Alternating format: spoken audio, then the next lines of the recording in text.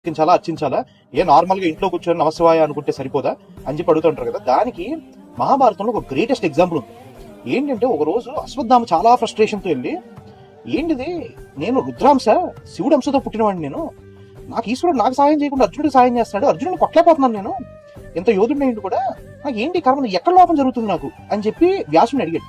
అప్పుడు వ్యాసుడు మెల్లిగా అశ్వత్థామని తీసుకెళ్లి, రోజు కృష్ణుడు అర్జునుడితో ఏం చేస్తాడో తెలుసా అని చెప్పి ఒక ఉదయం పూట చాటుగా వెళ్ళి చూపించాడు అనమాట. ఏం చేస్తాడంటే, కృష్ణుడు అర్జునుడు కలిసి శివలింగానికి అభిషేకం చేసి శివలింగాన్ని నర్చిస్తాడు.